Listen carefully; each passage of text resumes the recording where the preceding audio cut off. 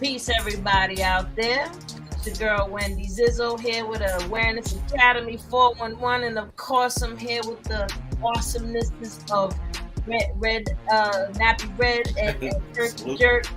Like, these are the peoples. Like, we come here to bring y'all the love, bring y'all the juicy 411.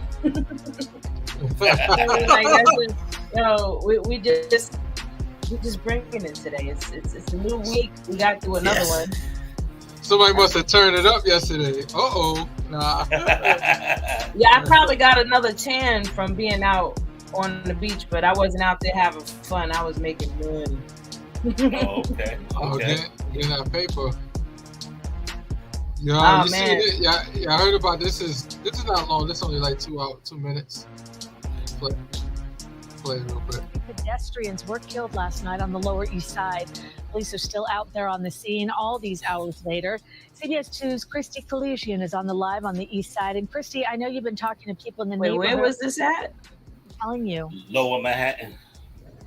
No, Cindy, Manhattan? Wow. Police have just identified. Just heartbreaking. They're in shock, not only to see their park like this, but to hear, of course, what happened to their neighbors. They're just heartbroken. Just want you to take a look right now. Looks like towing seems to be underway here for that truck that we've been seeing all morning. Wait. Police are now identifying two of the three people who died as 59-year-old Lucille Pinckney and 38-year-old Hernan Pinckney, who live nearby. And a third woman who died has not been identified at this time. And Cindy, yes, we did hear from a neighbor who knew those two. They are a mother and a son. She says they had such a loving relationship, and that she's just, of course, devastated for that family. And police say a suspected drunk driver was behind the wheel of that Ford F-150 truck. You can see right there, he caused significant damage here. He allegedly sped into the crowd and hit 11 people during a July 4th celebration. Many of those partygoers were hearing from police. They were able to pull the driver out and hold him down before police arrived just before 9 last night. Excuse me. And we heard from Shantae Bracey, who says she's never seen something like this happen, especially in her neighborhood. She describes to us just how fun the party was until this driver crashed through that fence. I just thought they was putting up light to have light, for their barbecue, because it was so bright, and it was a truck going into the gate. I went running and screaming over here to see what happened. We be looking crazy on TV. And it was crazy. No, you can see God Shantae bless lit a him, candle man. for her You can shut this off. This is definitely an unfortunate, and definitely condolences and prayers out to the family and yes, everybody out there. That's crazy, man. Listen, you can't even tell people don't drink and drive because they don't listen, especially when they drunk. They definitely ain't gonna listen. You know what I mean? It would be nice if we lived more responsibly. Yeah, and also they said the dude that did it, he wrote a book on being sober and everything. He wrote a book a couple years ago on being sober. Wow. About his life. Yeah, that's crazy. I was like, wow. Damn, man. Damn. Well, you know what's interesting about that too, and I could say this even speaks for myself. Usually people that give out advice are usually the ones that should also be taking their own advice. You know what I mean? And on one side, and then the other side is a lot of times when we're giving advice, we're really projecting what we should be really taking in for ourselves. You know what I mean? Like really embody that. And if he wrote a book about being sober, and then this is how your life ends, you know what I mean? Like that's crazy. But also the irony of it. Yeah. Also, I just want to say, just bringing that up. People realize when you have a beer or two or some wine, this could happen. So be careful. Get an Uber, a Lyft, or call somebody. I always say that. You know what I'm saying? And be like, look, I can't drive. You know what I'm saying? Because this happens. That man destroyed like 2 people lives and family. 3 and stuff. So, they say 3 died in the crash, right? Yeah. And his life as well. He ended his life. Like he might still be breathing, but he going to jail. His life is completely changed, and it's unfortunate what happens in these instances. And you know, it's always the most interesting part of it. Usually, the drunk driver survives. Yep. That's and they live to be feeling messed up, knowing damn well that they're responsible for deaths, not only in their car or outside. That's tragic. And you know what? Now I'm gonna give it a spin from the understanding of knowing that everything that happens the way it's supposed to happen, or else it wouldn't be happening, right? Yeah. And from another angle, you can see it as, every person that's born has an exit strategy. We all have an exit strategy. You just pray that your exit strategy is gonna be, where you're resting, you're around family. That's how you want your exit strategies. But unfortunately, some people, well, I won't even say unfortunate because it's neither negative or positive. We all everybody signed up for something. And for the fact that the drunk drivers always survives, in the sense it looks at it like, you know what, they're sort of like the driving force to these people's exit strategies. You know what I mean? Yeah. Like, what's the odds? Like, you know how many accidents have happened where, what is the odd that this person is right there at that moment, at that time? Yeah. Even with drive-by shootings, you know what I mean? Like a bullet hitting you is like the odds of that. You know what I mean? Like just looking at that, and that goes really with anything if you think about it. Yeah, anything. Yeah. I always say that. I always say this before. Like, I've been shot before without being shot. Yeah. Meaning that the bullet wasn't meant for me, but it ricocheted or something and landed in my leg. Yeah. And I didn't even know I've been shot until like maybe a year or two later. Damn, I remember when I was involved in the shootout, but and I felt something hit me during the time, but it felt like a pinch. Mm-hmm. And I had a little blood, so I thought it was something. I didn't really think nothing of it. I had to sit there and recall it, like, oh shoot, I had a little scabs. Trying to find out when I fractured my ankle on a job, and they did a leg X-ray. See the bullet fragment in my leg. Wow, that's crazy. And then you got people that get shot and it misses every organ. You know what I mean? Like, it wasn't meant to take you out, but it was meant to teach you a lesson. You know what I mean? Like, life is full of lessons, you know what I mean? So that's definitely another way of seeing things. That's why he got a dimple. That's why he got the dimple right there, because he said, yo, that's from getting shot. He got shot in the face. So that's why he got that dimple. He never had a dimple before. Oh, that's 50 Cent. That's why of course. That's why he can't forgive Ja Rule, because Ja Rule Peoples did it. That is true. That is true. But ultimately, like, I feel like, and even from experience, when you can find a positive way to look at a negative, it turns it to a positive in a sense. Like, it doesn't hurt as much. You know what I mean? Because technically, on another level, and this is just me just giving people game, like, your emotions aren't just something you have that for no reason, that, they're not there. They're there for a reason. They serve a purpose. You know what I mean? And the purpose is that when you're in a negative emotion, that's letting you know in that moment, like an indicator on your car. Like, say you're driving and the light comes on that you need gas. I mean, when that light comes on, you're not like, oh my God, my life is in. Like, you're like, no, okay, I gotta go get gas. You know what I mean? Like, it's time to put gas in the tank. Your emotions serve the same purpose with your mindset. So when you're thinking of and marinating on things and you're having a negative feeling, that's the indicator right there to let you know, like, look, you're not looking at this in the way that could actually feel better. You know what I mean? So just like in these situations, when these things happen, we have to give, just like we give due praise to God when things is good, we have to give due praise to God that this was supposed to happen this way. You know what I mean? It's like, already written. I don't want to accept it. We don't want to, but realistically, it happens. It shifts how you feel about it. You know what I mean? And that's the most important thing about this thing we call life, is your experience and how you experience it. I'm not gonna get political, but I don't want to talk about none of that stuff. But I want to say this one thing that Robert Kennedy said, well, Jr. He said, besides what Anthony Yang been regurgitating all the time about the average person, the average American citizen can't afford a $500 situation. But he said, think about a situation when somebody's barely making it to be able to afford their bills and they get 2 flat tires. He said that's that's catastrophic for them. Like, that's like a game over, because those chain events right there, having 2 flat tires, probably don't got the money right there to get their car towed. Now, or think about getting a check engine light on your car, like you was mentioning before. A check engine light is like a game over for a lot of people. Yeah. Because you don't got the money to pay a mechanic, but you need your car to get to work. So it's like it's a chain of events that could cause a lot of people to be homeless. Absolutely. When they was talking about California. You know the most interesting part about that though, and back into the same vein of where I was, the way that you feel also creates the different experiences that you continuously keep having. Right? So the reason why the rich get richer and the poor get poorer is because of the way that we're thinking and feeling.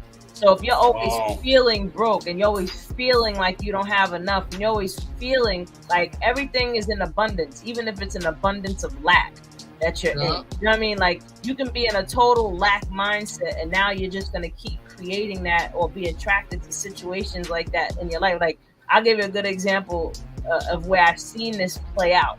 I gave you two different scenarios, negative and positive. So the positive one was when I first started learning how to practice gratitude. Like I was deliberately practicing like journaling every single day for 10, 20 minutes a day, just practicing journaling for like a month. One day I go to work, I get to my office and somebody comes up to me like, yo, is your car okay? I was like, yeah, my car's fine. Like I just got here. They come like, yo, this guy was going up the street hitting cars with bats just a few minutes ago. I just missed it. Another time in the same week, I get there and everybody's in the office. They're mad quiet. I'm like, why is everybody so quiet? I came in all happy and stuff. And somebody told me like, yo, you just missed this huge argument. Like niggas was about to fight and everything. So my point is like, you know, because of me being in that higher vibration state of gratitude, I wasn't in a line to be around these not so good feeling situations, right? So now on the negative side, when I was going to school, I remember one day I was just in a bad mood. Like I was mad about something and everything aggravated me. And I was going to this school every week, so I always found a parking spot and you had to pay for parking. This particular day, I missed it by a few minutes and I got a ticket. You know what I mean? Like I'm just already in that negative feeling space. And I was just mad. Like this is before I really understood all these principles and the way that, you know, this is natural law. Like I ain't talking no woo-woo shit. Like just like if I drop this, right, if I let this go, it's gonna fall. That's gravity. You know what I mean? And the law of attraction is real, whether you want to admit it or not. You know what I mean? So I was just in this state of just being pissed off, and more things just kept happening to piss me off. You know what I mean? I came out with a ticket. I think later that night I had something else happen, you know? So it's our mind is so powerful. Our mind and our words that we speak, like this ain't no woo-woo magical shit. Like this is real science, people, like real science, you know? So I urge people to really like, even when you're watching, I'll even go as far as saying this. Why do you think the news always gives you the negative information, all the negative things going on? Because they know as long as you're watching this stuff, it's going to make you feel bad. You're going to look at situations like these people getting killed on the 4th of July, and that's making you feel sad. You feel damn bad. Oh, that's fucked up. Oh, then, you know, depending on how emotional you are, some people get really upset at stuff like that. You know what I mean? And then they wonder why their life is so fucked up. You know what I mean? Because you brought that into yourself. But I like watching news. You know why I like watching news? Because I'm kind of like, I look at things a little different. Like my life is good. My life is great. I'm doing good. I rarely ever have an issue. So I like to look at news and remind myself if at any moment I feel ungrateful about anything in my life, I need to just look at the news and see what other people do. People lost their loved ones. Some people didn't even wake up this morning. Listen, I mean, that's just my tool. I can't say I can guarantee you the news, no matter what day or time of the year that you turn it on, they're going to give you something to be grateful for. Exactly. Like, you know what? Let me go turn that on real quick. You know, no matter what time of day, it's going to give you something negative. You're like, yeah, I'm grateful for what I got over here. You know what I mean? Like, for real, like, the news is actually news. The NEWS is an acronym. I can't remember what it was for. It's gonna come back to me. It's gonna come back to me because news actually is an acronym, just like fuck is an acronym too. But the universe does protect you, though. I would say protect you because I just think about the scenario. I'm chilling with my cousins in the hood. I shouldn't be in the hood anyway. But I'll be in the hood, chilling with my cousins. I'm in my truck. Me and my boy, we drinking. We chilling. You know what I'm saying? We ran out of liquor. So I let one of my other mans drive. I said, yo, let's go, because he don't drink. So I said, let's go to the liquor store. So as soon as we left and went to the liquor store, they had a shootout right where my truck was at. And mad people got hit. 2 people got hit. Wow. So my cousin called me like, yo, be careful when you come back. Somebody got shot.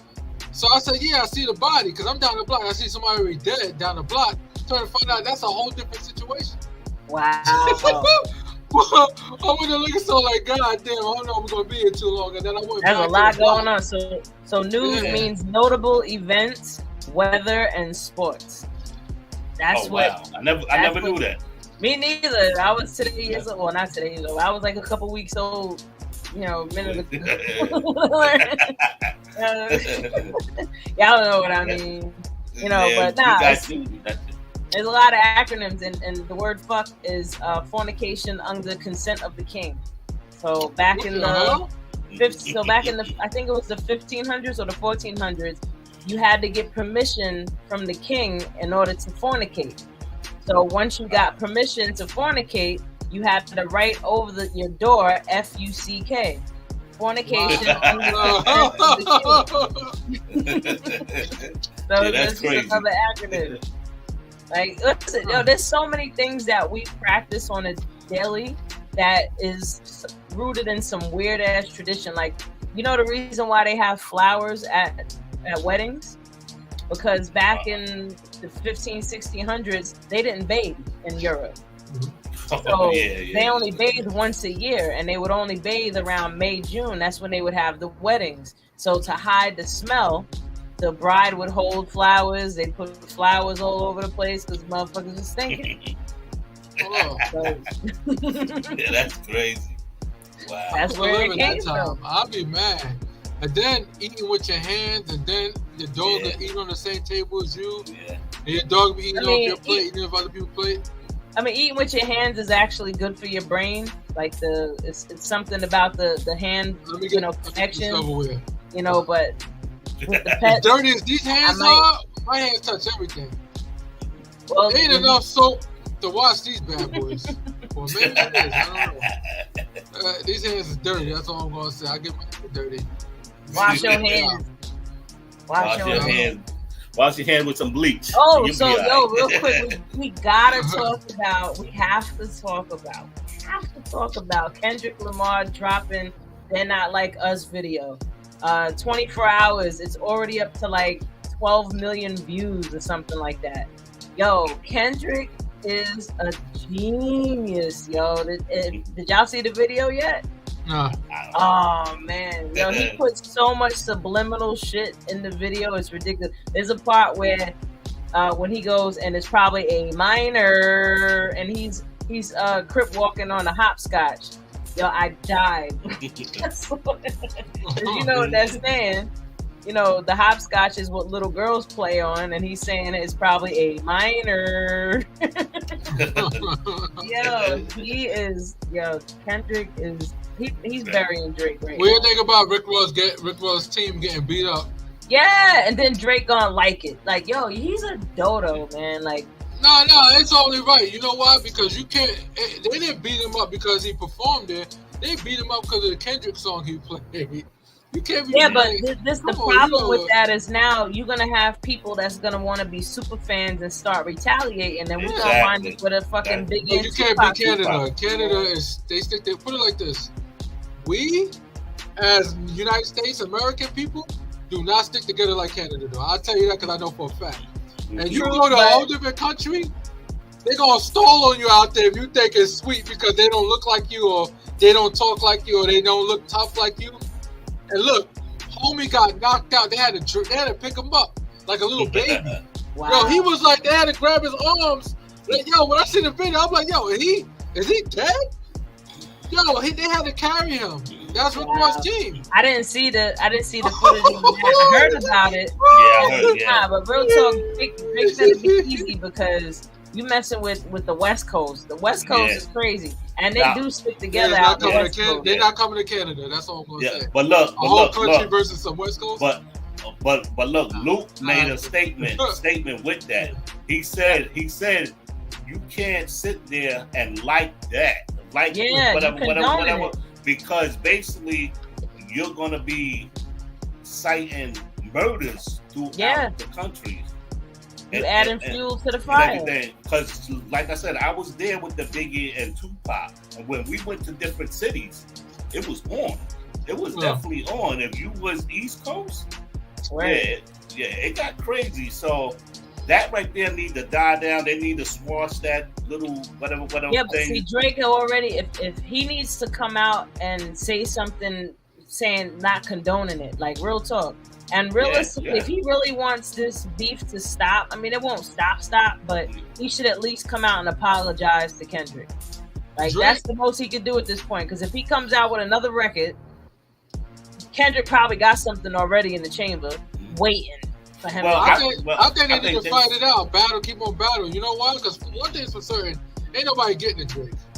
Drake got that kind of money where you won't even be in it. He's worth $500 million. They're not going to be in the same area. He's not going to get caught up. Even though Rick Ross got a lot of money, Rick Ross still be in the hood and he ain't chill with the hood boogers. Drake got trained, and I know this for a fact, he got Navy SEALs. He don't have a regular security team. But look.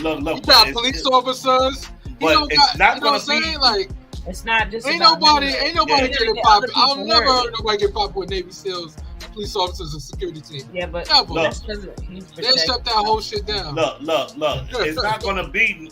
It's going to be a fan that's going to get to Drake. It's not going to be nobody that nobody even think of, and that's how it always go down. It don't be that person. It could be. It definitely. That's how it could happen. But it never be that person. And everybody can get got. So that's a fact. Yeah, everybody can get got. But that's like saying I'm gonna go get, and this is just for entertainment purposes. I'm gonna go beat Jay-Z up. I won't be able to be in the same hemisphere as that dude. His daughter, you know how much his daughter's worth? Jay-Z's daughter?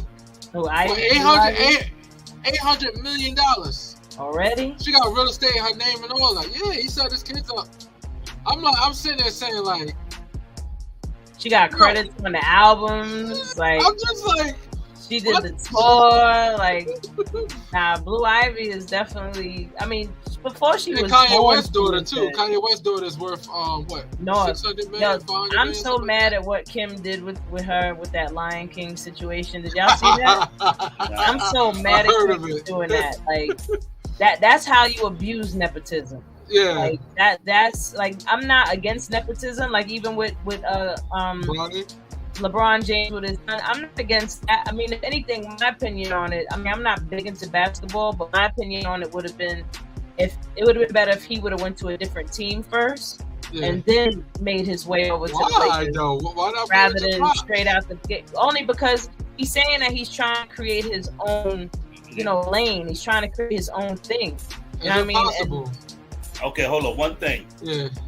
I think he should go through the channels because he sucks.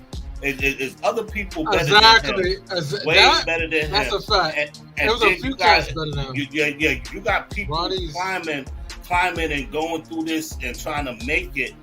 But I get it. If I had a corporation and I got kids, I'm bringing them up. Like, all right, come on. Yeah. I'm teach. I understand all that, but he sucks. Like, I would say this. I think the only thing I will say is I'm happy to see that as a black person with a position of power to be able to do that for his kid in public. But real talk, because they've been doing that forever. People like this they do it everywhere all the time. Yeah, you know what I'm saying?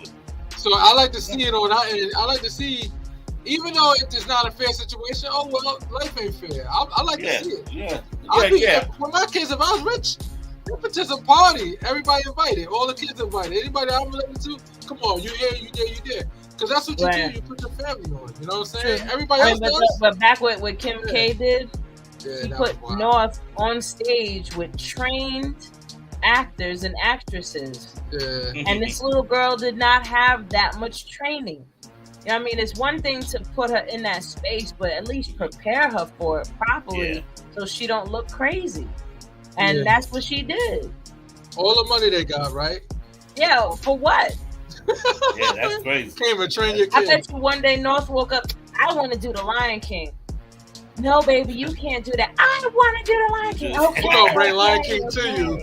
We're bringing the whole event to you. We're going to bring Lion King to the house. Come on. That's the whole privilege. The whole cast and crew. Privilege of having money. And there was 2 other little kids that were training for that for years. And they were doing good on the auditions, and they were about to get the call back. One of them was about to get the call back, and then North walks in with Kim K. Wow. None of them got it. And that's what I mean, where that's where it's foul, because North was not trained. She hasn't gone through that type of training in order to get to that level. Like, all right, you want to do a play, do a school play first. Let's see how you do on a school play. Like, you going straight to the big leagues. Like that Lion King show wasn't nothing little. Like that was just as big as the one on Broadway. Wow. You know what I mean? That was a big show. I was like, oh shoot, I was impressed because I thought it was something, something rinky dink. Like, no, that was an official tissue show. So that's just my opinion on that one. Did y'all see the 8 movie that came out? The 8 movie? Not the Planet of the Apes. I forgot the name. I forgot the title of it. The new 8 movie, like the Planet of the Apes, they had another one that just came out. I didn't even see it yet. Nah. Honestly, I have not. I ain't gonna talk about it. Y'all, when y'all get a chance, when it come on DVD, I said DVD. I didn't even watch the one before that, so I'm so you really lost. Yeah. Like I think I seen the first one. Oh yeah, they made a couple. I think after the second one, I stopped. Yeah, it got funny. It was funny. Okay, I want to jump off on another topic that I did my sound off yesterday from last year, and it talks about July 4th versus the Juneteenth and everything. So my thing is this: since everybody knows about what happened with July 4th and Juneteenth, is people still celebrating on July 4th, or they celebrating on Juneteenth? So a lot of people respond. A couple people said, I stopped celebrating that 10 years ago and everything, and celebrate Juneteenth and everything. Some people said it's like July 4th is a family function. We have a family function and then this. And other things I seen us people wearing the flag, running around celebrating such and such and such and such. So Pride. Yeah, Pride. This Pride Month. What's Pride Month? So my thing is this. Do you celebrate July 4th or Juneteenth? I celebrate days off. Word. That's what somebody else said. I celebrate days off. They can have clam rally, clam day. I'll be like, I'll put on my white outfit. Nah, I'm playing, but I take days off for everything. Anything else? I'm definitely with you on that part. The only holidays I celebrate is my birthday and Indigenous Peoples Day. Other than that, whatever festivities are happening, if I happen to fall into it, I'll go. But I'm not like, oh, I need to go celebrate this. I went out, I made money. I went to work on 4th of July, and I've been working. About Thanksgiving? Okay, so tell me this. That's Indigenous People Day. I don't call Thanksgiving. That's Indigenous People Day. That's a whole nother story. Okay, will you teach your kids about July 4th and Juneteenth? I'm going to teach them all the history and let them make the decision. Because if you just leave it up to the schools, they're going to be wanting to celebrate July 4th. And, they're going to look at Juneteenth like, oh, another day off. They don't get that. Yeah. Nah, dude, July 4th, 1776, we was being sold on the auction block. You know what I mean? Like, we technically wasn't free until Juneteenth, so. Yeah. Should they get rid of Christopher Columbus Day? They already did. They got rid of that? Yeah. Oh, damn, that's so rude. I want my day off, man. No. They're not gonna get rid of it. They didn't get rid of it. Federal as a federal holiday. The name. Yeah. Okay, good. They just changed the name. It's not called Christopher Columbus Day no more, and plus they're not teaching it in school no more about Thank God. him.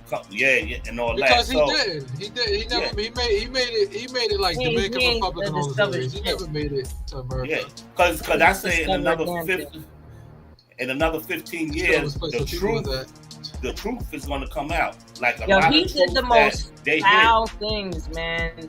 This dude. Yo, I gotta touch on just a little bit. Christopher Columbus, there's one story where he had to leave, right? He had to go back to England, and he needed food for his crew. So he asked the natives, can they have some of the harvest?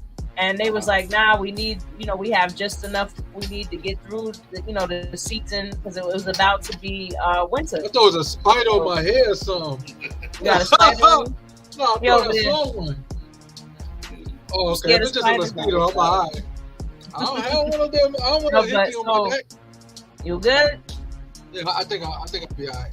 You got Charlotte's Web over there. Wilbert. Wilbert.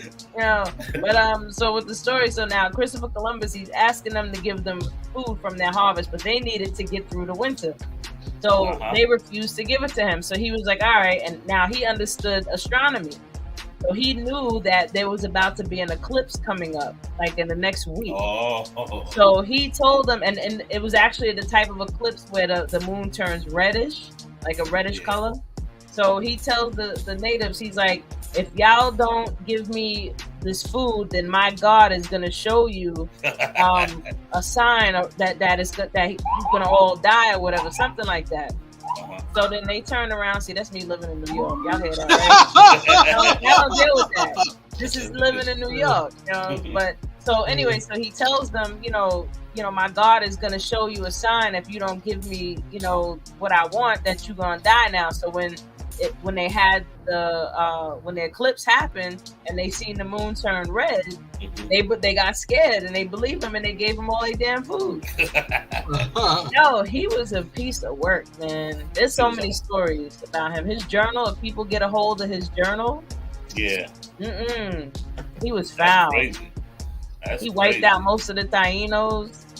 Yeah, that's what I was trying to tell my friend, because my friend was like, when my Puerto Rican friend, he was like, I'm Taino. I said, nah, son, you more West African than anything. You will see.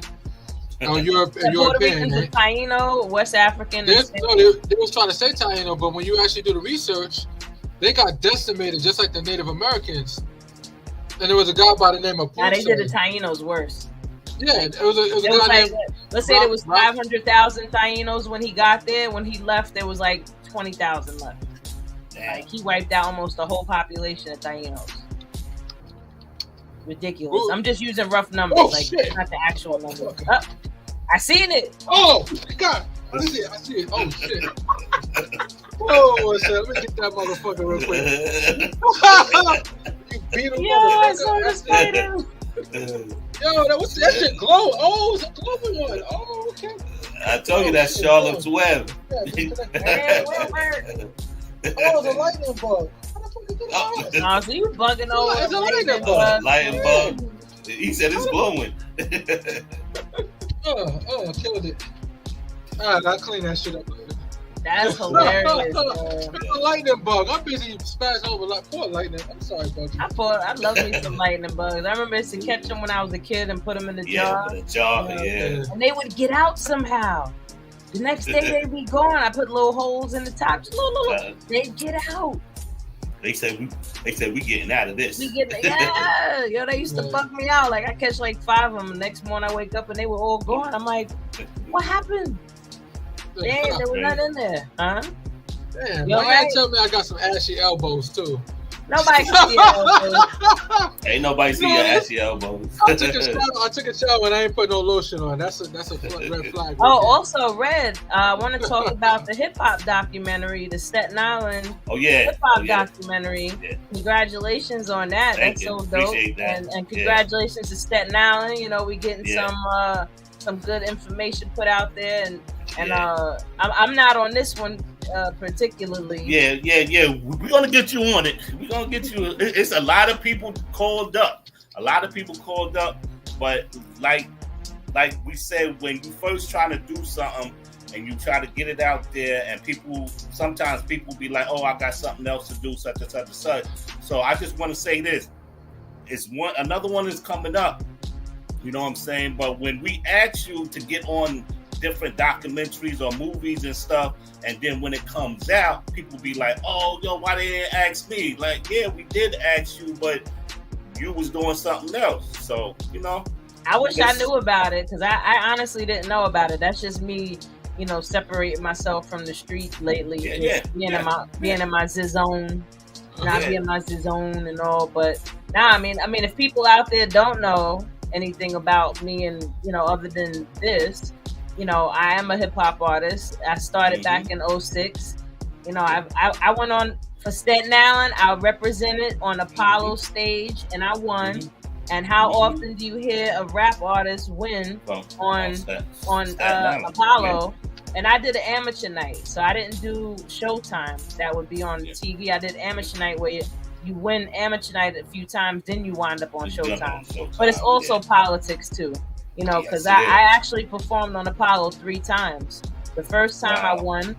The second time, I went back because I won the first time. And then they called me back during, it was Spider-Man week. They were having in Harlem because it was Spider-Man 3 was out. So they called me, and I happened to be, they had one artist from each borough. So I represented Staten Island. And I had the best song, but the problem was Staten Island. People didn't come out. Yes. And the way that they had it set up was that you couldn't boo for that one. Like, they wouldn't let you boo because it was like, you know, this whole Spider-Man thing, you know, and it was more kid friendly. So this one guy that beat me out of the top 2 spot had like 2 rows of people. And they were wow. So, and Apollo's not that big. Like, people, you know, it looks big on TV. Yeah, it looks big on TV. That place is really small. Like, this school auditorium's bigger than Apollo. You know what I mean? Like, you know, but so he beat me out of that spot. I mean, it's okay. I would have won a TV because, like I said, it was that type of contest, but it wasn't the type of thing that was on, like, you know, to put me on TV. But after the show, everybody was coming up to me like, yo, you had the best song. We were trying to scream for you. Like, because the dude that won his song was like, Spider-Man. Like, I came out with this hard-ass hip-hop beat, and I was just going in on Spider-Man. I was like, I can't remember the lyrics now because this was a long time ago. Like, I would have to find that. But like, I've been doing this for a minute. Like, I performed all in the tri-state area, all up and down East Coast, Florida, PA. I've performed all over the place. I opened for Chuck Rock. I opened for Dana Dane. I was in I was supposed to have been in what's his name last video, but that's a long story. But either way, you know, I've been out there doing my numbers. I do have music on iTunes. The last project I put out was last August. It's called Cause and Effect. It's on iTunes by Zizzo Phoenix, because I am a Phoenix and my name is Zizzo. You know, check that out. Check it out. Like, and it's original music. And you know, Kurt, you're the best one to talk on this because you had never heard my music up until a few months ago. So you tell the people what you think. Oh, that shit is amazing body of work. I was like, I ain't gonna lie to you. I'm gonna be honest. I'm gonna keep it 100. I'm gonna keep it 100. I was like, she probably sucks. And then when I listened to it, I was like, oh, okay, all right, you got bars. I was like, okay, all right. I'm an idiot, though, because I'm you know what it is? I'm just a jerk in general. That's why I call myself a jerk. So I was already counting you out. Like, I'll listen and say it's nice. No, the shit is fucking amazing. Like, that shit is amazing. Yeah, also, and the production, everything is clear. Yeah. I don't just pay attention to the lyrics, also pay attention to the sound versus your voice. If your voice is too loud over the sound, or the sound too loud over the voice. I hate when people music it's not mixed properly. Oh my god. I mix most of the records you heard. I mix myself. Oh, really? I was I thought it was professionally done. Red, you heard the record I sent you. Good Music. Yeah. Yeah, I wrote, recorded that, and mixed it in 8 hours. Like I was just in the Z-zone hard. Like I love that song. Wow. Okay. But Red, you tell what's your opinion on the Zizzo music? Basically, I'm coming out with the Building movie soon, Yeah. and it's about a girl that was in the game. So I heard a couple of your songs, and I definitely want to put that in, like, you know, when they do the movies, it's going to be, you know what I'm saying, because it's you, your voice, and I think it will reflect on her life growing up in Staten Island. Listen, I'll be open to doing another record too for it if you need. Okay, yeah, because it's Staten Island music, and plus it's a Staten Island story. So me, I'm big on Staten Island. Wherever I go, I'm Staten Island. I was born and raised a little bit in Brooklyn, Brownsville, but I tell people this: wherever you spend your life more, that's what you got to represent. That's where you from. Everything. Yeah. You know what I'm saying? So Staten Island, wherever I go, even I'm down here in Richmond, I'm Staten Island all day and everything. So well, you're still in Richmond because Staten Island is Richmond too. Richmond too, yeah, exactly. But I mean, I'm a native. I'm born and raised on the island. I was born in Staten Island Hospital, so you know, I'm a pure Staten Islander. You're a true Staten Islander. Yeah. That's the Building movie and everything. So yeah, we get ready to come out with a 3-season of the Building, and it's definitely a Staten Island story that everybody can relate to and everything, off the drug scene and just growing up on Staten Island. You know what I'm saying? And definitely that. Right. And plus your music, it reflects that. So that's why I'm definitely fucking with it. So that's what's up. I appreciate that. I got you. My music is in so another person I know, he's a independent filmmaker. He's from Buffalo. His name is Ray Skilla.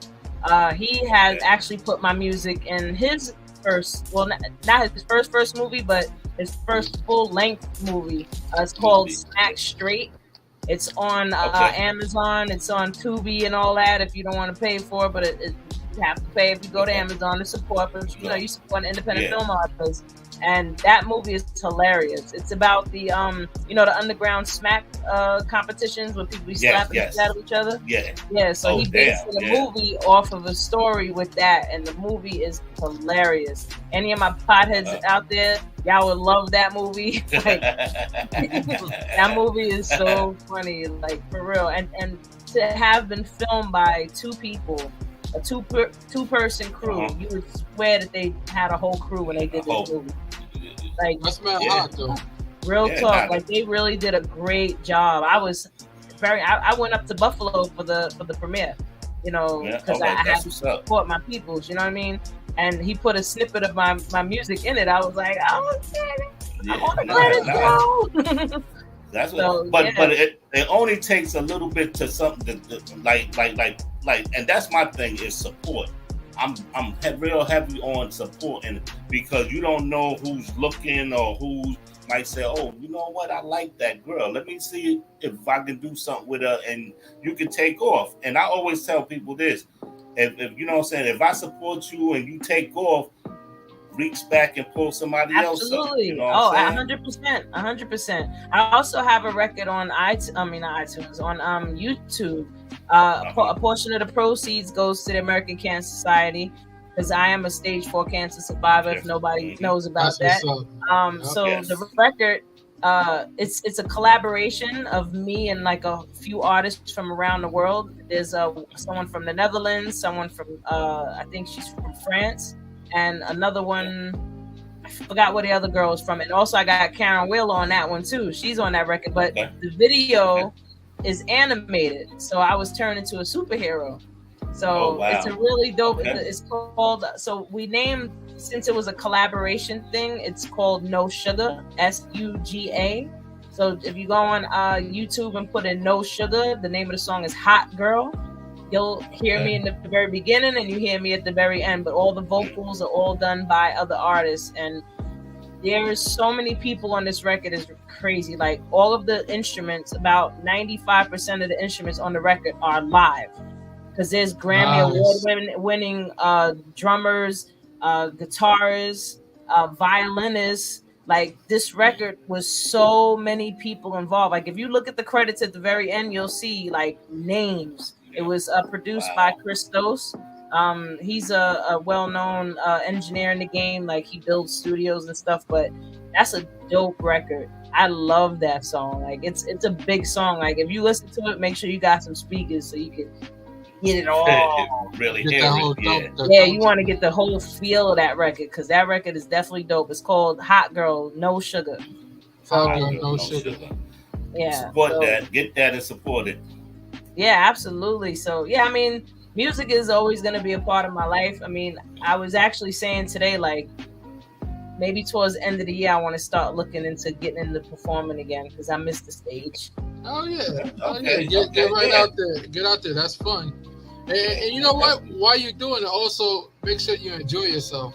Oh, 100%. That's it.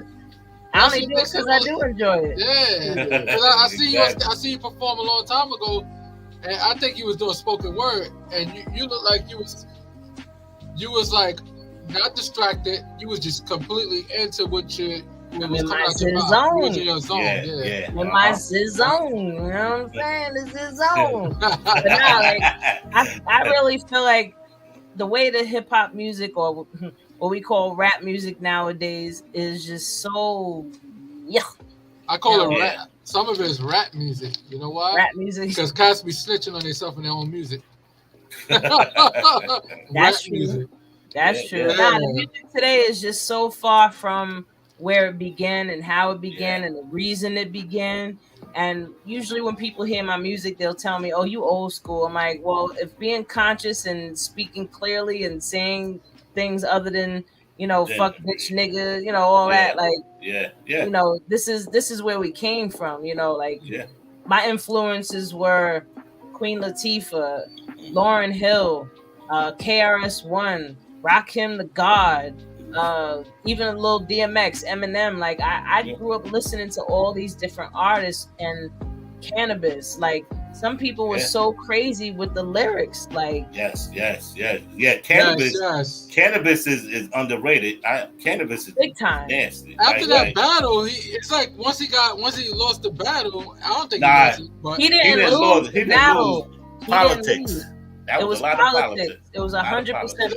politics. Like no more Yeah. music from him after So, that. so from what I know about it, because I know the producer that did his last record, what happened was the producer that did the last record, they didn't want to give him credit for the record.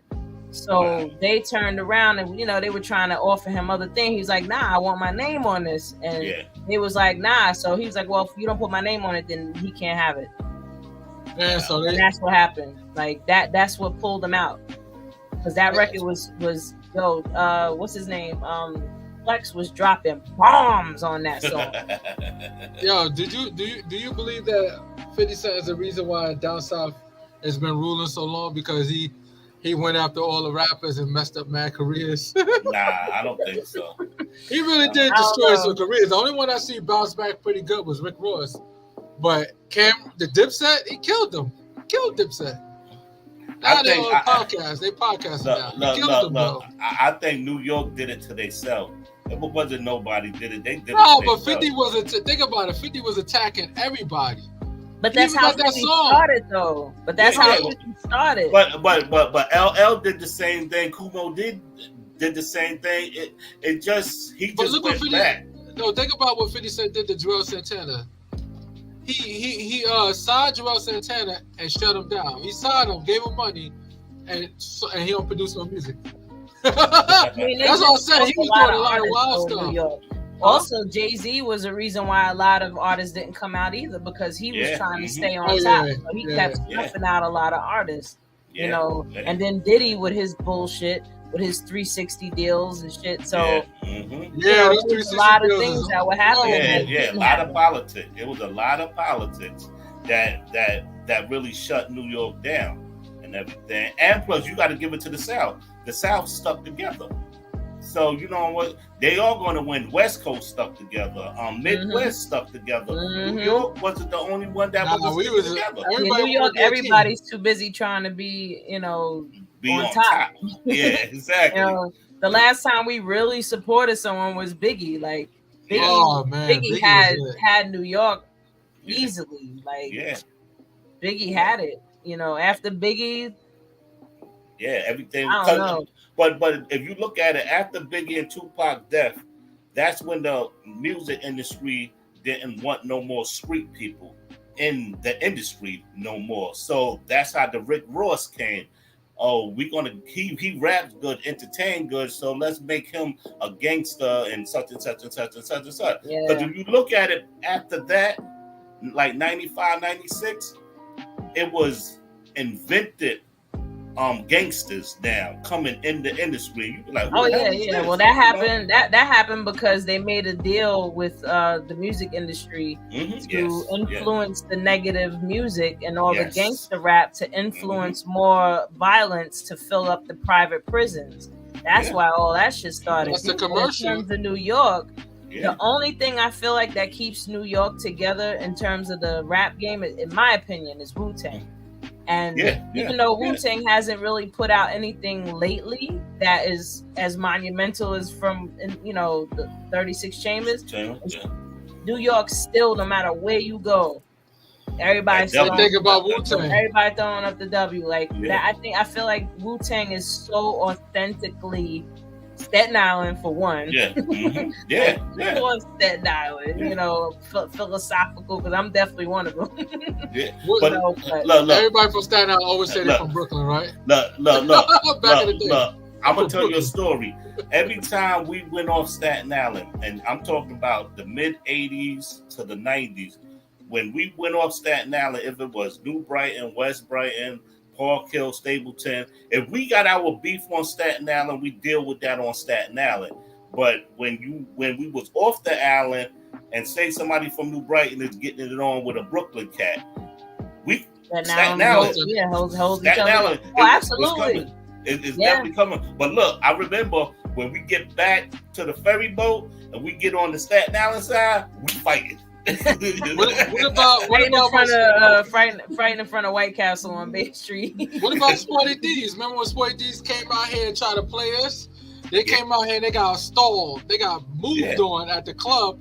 And then the next day they went on Hot 97 like, yo, man, Staten Island don't play. He's like, yo, damn right. Well, for some, well, I ain't gonna say for some strange reason. It's, you know what? It would be cool if we could do. I mean, I think you guys were working on something already, Red, where it's like a reality show. Where they're showing the Staten Island, the North Shore of Staten Island. Because all these other reality shows is just showing the South Shore. Shore, like, exactly. That side of the island, but not this Island side. Boys. This side is, oh my God, the Island Boys. Oh my Lord. No, the North Shore, we're the ones that had the old ferry with the pigeons flying all over the place with the McDonald's window.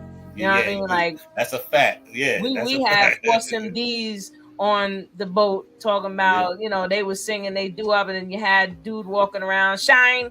You know what I mean? Exactly. We need something to embody that in a reality show, because we're not just about being Italian and rich on Staten Island. Yeah, and we have real stuff. That's the whole key. That's the whole key that I'm trying to start. I'm looking for people to fit into this reality show. We're gonna sit and talk. We're gonna definitely sit and talk, because Staten Island, and like I always tell people, my reality show is about, like, Cardi B. Cardi B wasn't a nobody on Love and Hip Hop. Nobody knew her. She was on there with a friend, and that's what my reality show. Who's gonna be the next superstar that comes out of Staten Island and everything? So she went up. So people document her whole life growing to be Cardi B. And everything. So basically it's the same thing. And plus I'm trying to make Staten Island stick together. That would be nice. Like Staten Island. I love y'all. I love y'all. I really wish more, like, better for us as well. And a lot of it, I'm not gonna say it's fully our fault, because there's so much politics and underfunding and you know, there's people on this island that never even left it before. Yo. You know what I mean? Like, oh my God, there's so much more to learn. Like, even just the history of Staten Island alone, like how Staten Island started, you know, and what it used to be. you know, and before the South Shore was the way it is now with Sandy Ground, it was all black people. You know what I mean? Staten Island has so much history, and I'd love to see us really just come together. You know, I don't know what the solution is. I just know I just do my best to be the change and just be, you know, try to stay in the positive lane and things like. But of course, you know, everything has a balance. You know, I can't be this positive without having some negative. So some negative in it. Yeah, you know, I ain't a killer, but don't push me. Yeah. That's right. I'm not the killer, but don't push me, my friend. Push. Nah, but that'd be cool. Now I'm looking forward to seeing, you know, what goes on with the numbers with the documentary, and it's doing nice. It's doing nice. It's doing nice. As a matter of fact, it looked like it's getting ready to open up a couple of doors for Staten Island. So it's on Prime, right? Yeah, where can people watch it, Red? On all streaming networks, Apple, Direct. You know what I'm saying? But you got to buy it and everything.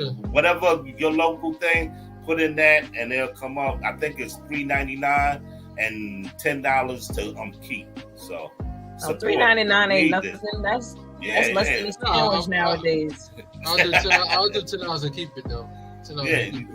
Because it's basically like I said, it's telling our story.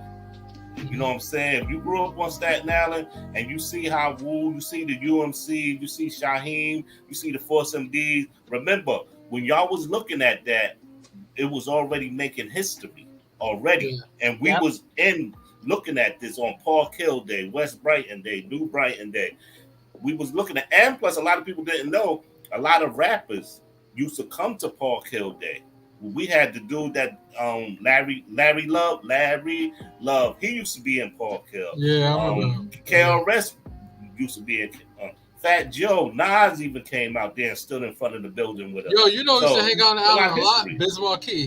I used to run into Bismarck everywhere. EPMD. Yeah. Redman's still out here and Fat Joe too. Fat Joe used to be on Staten Island. His brother, Fat Joe, got a brother that lived on Staten Island. I don't know if he still lives, but back then.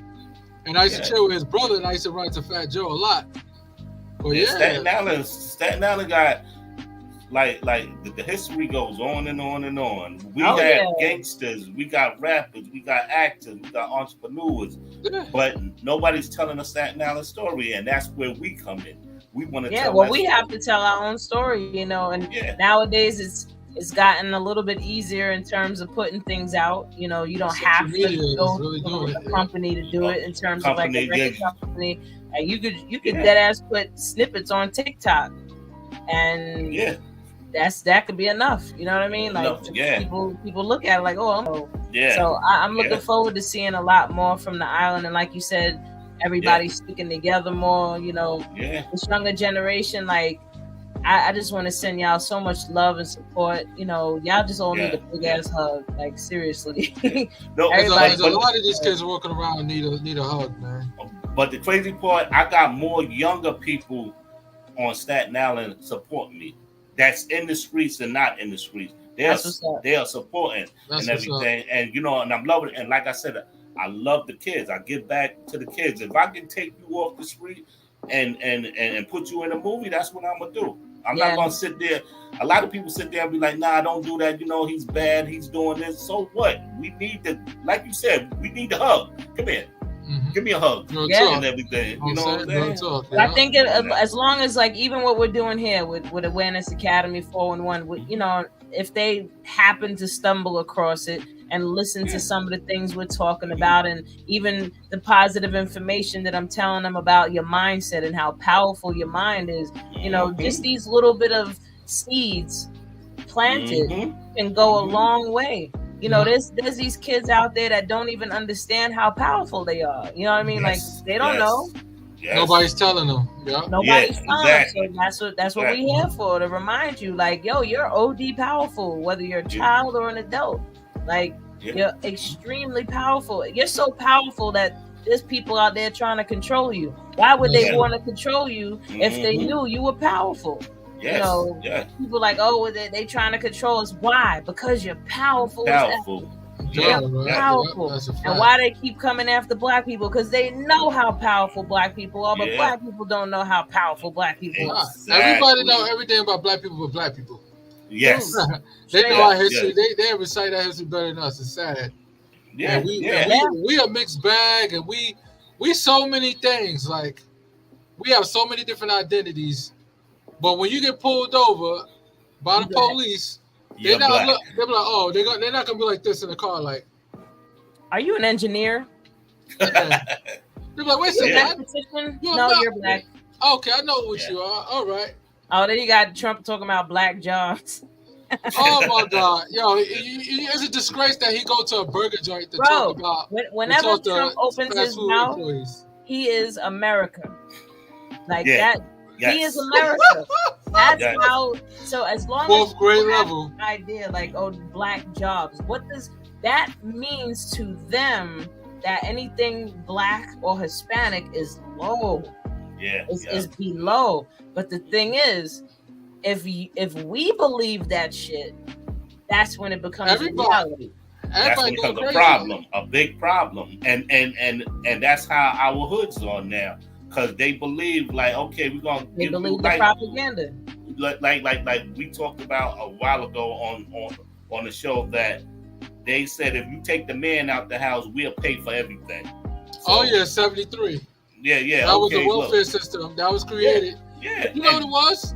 Initially, quote unquote, Lyndon Baines Johnson created it initially because once they start deindustrializing the factory jobs and a lot of men become inadequate, a lot of men was just up and leaving their household. They felt like they felt like they wasn't worth anything because a lot of men, we feel like we only worth according to what we got financially. And that's still to this day the same thing. So back then, and think about you the breadwinner in your household, you pay all the bills, and then next thing you know, they take your factory because it's strategic. It was done by what's that guy that took it, J. Edgar Hoover. He made it so he could destroy the black community because of the fact that who paying for all these freedom fighters? Because back in the 60s, it was so many of them that was challenging the government. And they're like, where the hell is this coming from? And when he realized it was black factory workers giving money to help these people go out there and antagonize the government. Martin Luther King and all that. That's why if you go to most of the inner cities, you got nothing but factories everywhere. Yeah. Because that's what the factory jobs was at. So here we are, 50 years later. So what we can do now is, again, kids, teenagers, y'all have so much potential to do so many great things. Do not believe anything less of yourself. Like anything you put your mind to, like even though, yes, they did these things to us, why would they bother you unless if they knew you were capable of doing amazing things? You know what I mean? Like, okay, we lost factory. Now we have to be innovative again. Let's rebuild Black Wall Street in a sense, to any degree that we can, whether that's cyber, whether that's social, overall, we have to come together. But we need the information. Our time is coming. Our time is coming. Trust me, it is. And I tell everybody, I'd rather just say the time is here now. Like we here, we now. Like you doing what you doing. I'm doing what I'm doing. Kurt, you doing what you doing. Like we all doing what our part. You know what I mean? We're making our way into even this Awareness Academy 411. This is our time. So we just want to give as much information and wisdom and jewels and seeds as much as we possibly can, because that's what Awareness Academy 411 does. And I tell everybody to look at, and I don't want to be political, but I gotta say this because when you see this project 2025, when you research it and you look at snippets, it's not 120 pages. It's like reading a little book. So if you want to, you can read it. But if you're not gonna read it, go on YouTube and just go through a lot of different YouTube people that you know that some of them have law backgrounds. They're gonna break it all down for you. And when you see what your boy trying to do, if he get reelected, if he gets elected to the country, he ain't getting elected, man. If he get back in office, man, listen. Let's go by what the Simpsons say. The Simpsons said it's gonna be a female. Oh, word? Okay, Michelle. It's gonna be Camilla. Yeah. Okay. It's gonna be Camilla. Watch. Yo, somebody said something about Michelle Obama running. That would be interesting. You know, she's polling. She's polling 11% higher than Donald Trump, and she don't even want to run. Well, realistically, listen, Hillary Clinton won the popular vote. That's not what wins. Popular votes don't win. No. College that wins. No. Remember. And I hate to say this, but I'm gonna say it. Barack Obama is more connected to corporations than Donald Trump, meaning that he's a corporatist. He's all corporation. Corporations gave more money to Barack Obama's campaign, like Goldman Sachs gave more money to Barack Obama than they gave to any other politician ever in history. And there's a reason for that. It's because he's directly connected to the corporate system, in which he's very intelligent.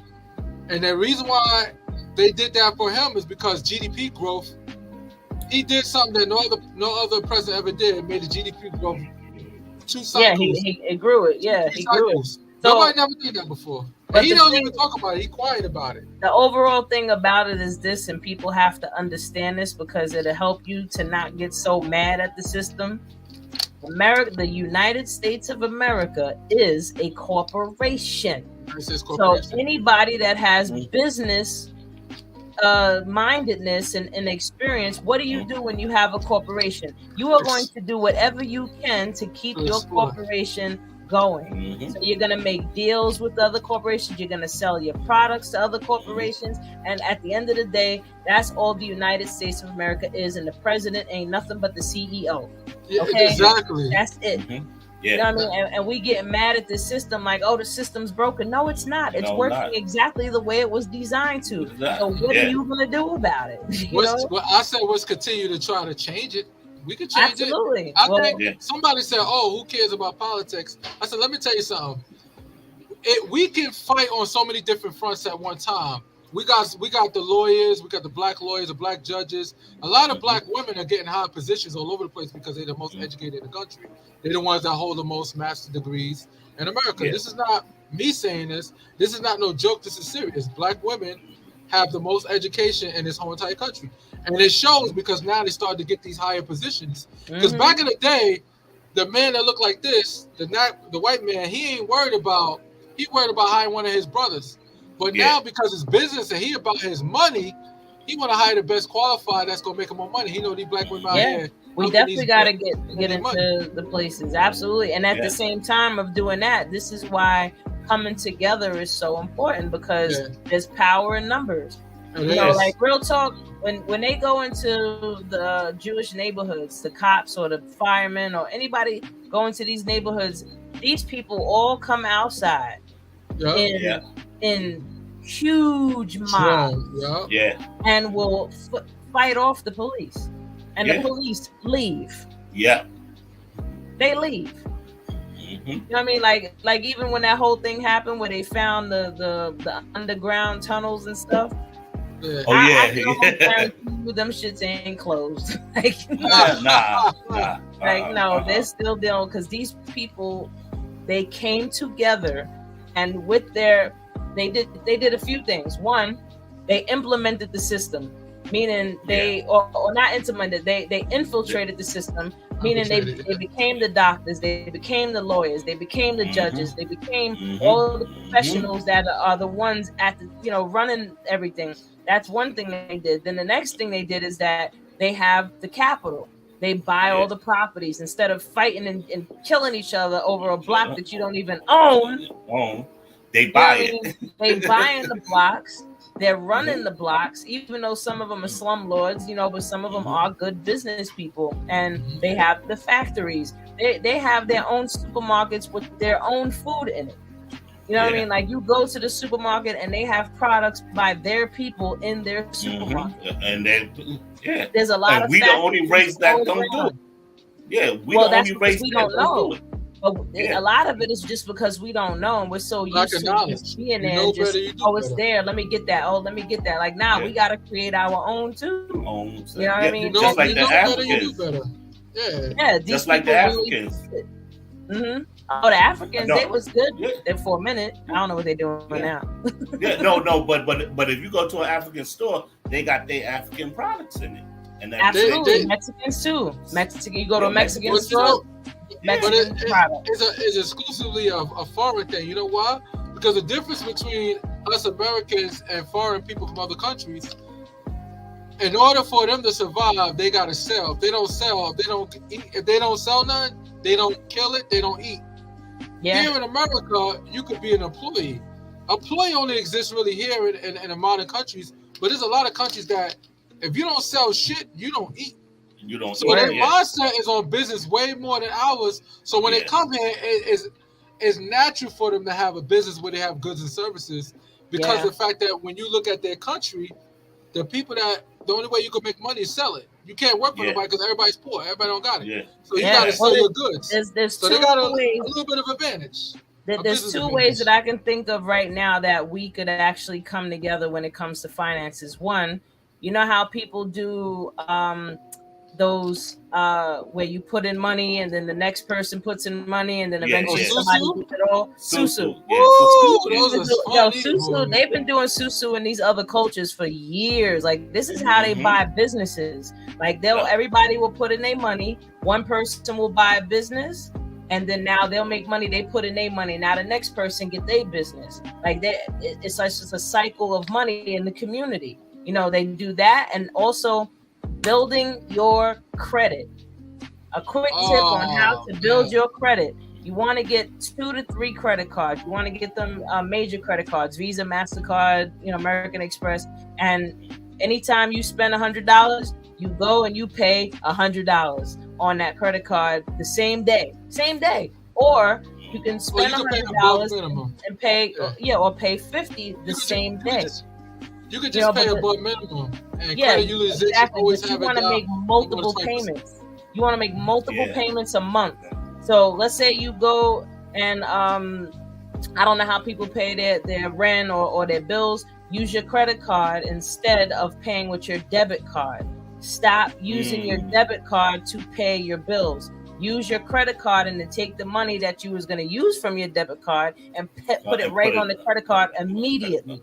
You know, like you want to be making 4 and 5 and 6 payments a month on your credit card to get it down. Like, sometimes paying it completely off is not good because credit card companies are looking at that they're getting to charge you interest. As long as they're charging you interest, they like you. And as long as you're paying the bill every month with their interest, you know what I mean? They're gonna, your credit score is gonna go up. You gotta leave. One thing I learned from dealing with a CPA, you got to leave some kind of balance on it because if it's 2 ways you could do it. It was one way where you buy something, you pay it back right away.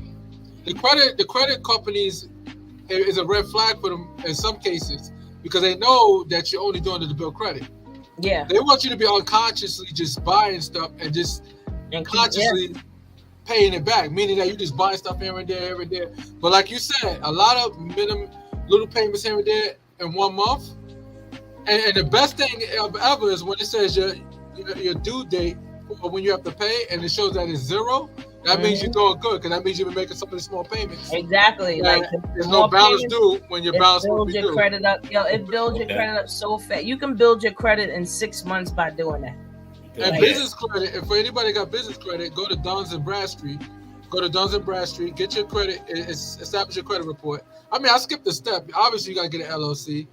And you can easily go to the IRS website, which is free 99. It doesn't cost you a dime to get an EIN number. It's free. It takes you like 20 minutes. You fill out all the necessary information. You just gotta make sure you fill the right form because you want to make sure what are you doing, like what industry you in. Because changing it could be complicated, but you can do it. And now once you build your credit, what you do with it, you leverage your credit. Now you can start buying. You want to start investing into things that make money with your credit. You know what I mean? Like, there's good debt and there's bad debt. There's a book out called Rich Dad, Poor Dad. Get the book. Oh, Robert Kiyosaki, baby. Yeah, it's about good debt and bad debt. Good debt is the debt that makes you money. Real estate. You know what I mean? 4 ways of making money. Yeah, there's so many different ways to do it, but real estate is one of them. You know, like, and there are certain investments too. But people, this is the stuff that we need to build ourselves up and come together. We could put on. I know a few professionals that we could put on, and we could pick their brain, and they have. Oh, absolutely, and even people out there that are skilled in different trades to tell you how to get into these trades. You know, I know an environmental scientist that might be able to get on and, you know, give people some ideas on how to get to that position. You know, you even got cybersecurity. It is free to go on Google and learn these cybersecurity classes. Some of them are free. And I guess eventually I will. One of my education and background is taxes. I'm a certified tax preparer with IRS. I have my own number. I'm not somebody just decide, oh, let me do your taxes today. No, I'm certified through the federal government. Nice. So he's real, y'all. Y'all hit him up tax season. And I used to, and this is not no legend, I used to do tax audits too. I used to audit people for IRS when I used to work for Liberty Tax. Because a lot of different companies, what they do is they outsource it to private companies because they don't have the manpower. IRS don't have the manpower to be able to do the audits. So I used to do a lot of small business audits because unfortunately, IRS, not because they want to, but it's easy to go after small business than big business because big business. So let me ask you this, just so that the people know, what did you read or what did you study to learn how to do that? Because people can also do that themselves. Like, it's not hard to become a tax preparer. You could get basically. I learned the old school way. The first way I learned was a 1040 form. Get it? When you read the form, it tells you to add, multiply, subtract, add one line, this line. And I used to do taxes before a computer with a calculator. Not because we didn't have a computer at the time. It's just that you have to get your training doing it the old-fashioned way, being able to calculate it that way. And then afterwards, you could do it on a computer. Now the computer makes it easy having business software. So now I don't really have to use my brain much when I do some of my taxes. Like, let's say I got the TurboTax Business Edition. And let's say you want me to do your taxes for you. And it's sad to say, anybody can go to TurboTax and do the taxes, and I'll promote them because I used to work for them too. Anybody can go to TurboTax and do the taxes themselves. I encourage everybody because TurboTax has a tutorial where they walk you through every step, every sector of it, and they guarantee as long as you input the correct numbers that you're going to be in the clear for any orders. Yeah. And YouTube Academy, people, YouTube Academy. Like, there's so many videos that you can pull up on YouTube that will teach you so many things. You can build a car from scratch off of YouTube videos. Like, college YouTube. YouTube. My education is a YouTube background. Yeah, YouTube Academy. Like, seriously, like there's a lot of things to learn on YouTube. Like, I even got a YouTube video right now. Like, for example, when tax season came out, this video only had like a couple of hundred views. Now I got over 2,000 something views. Went there quick because all I did was share the video because a lot of people was like, what is a tax transcript? They was like, how do I get my tax transcript? Like, for example, I don't want to keep on, where's my refund? I want to know exactly what the IRS agent is doing with my taxes. So the easy way to do it, the way to do it is once you learn the codes and stuff like that, you can go right to IRS website and when you register through IRS, now you can look at your tax transcript online. You get a printout of it, and every day, depending on which code is at the end, if it's an 05 or 02, your taxes get updated daily, or sometimes it get updated once a week. It depends on the ending code of your taxes. But the beauty of it is you get to see in real time what the tax preparer is doing with your taxes.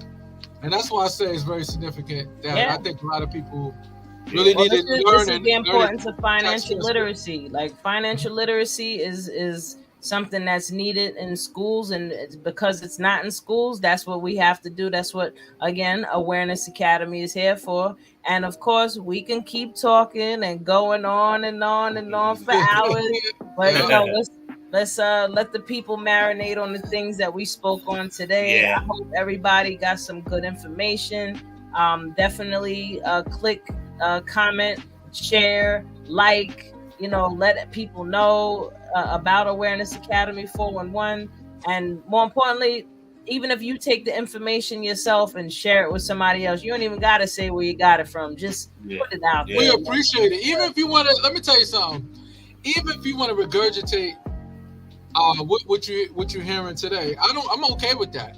If you want to sound smart by taking what we say and you run with it, I'm okay with that. Take it, yeah. So remember, this is for entertainment purpose, so do not sue us. Because right now we upcoming, we not rich yet. We will be there, but nah, we rich. We all rich. We all rich. Millionaires over here. That's the words I'm speaking. Yeah. Existence. I want to be the richest man in the world. We do this because we just love it. That's it. End of story. You know what I mean? Like, but yeah, everybody out there, like, I hope y'all enjoyed again today. And Nappy Red, always good to see you. Kurt the Jerk, always great to see you. You know, and we are Awareness Academy 411. It's your girl Wendy Zizzo, and to another week we'll be back. Peace. Also. Oh, yeah.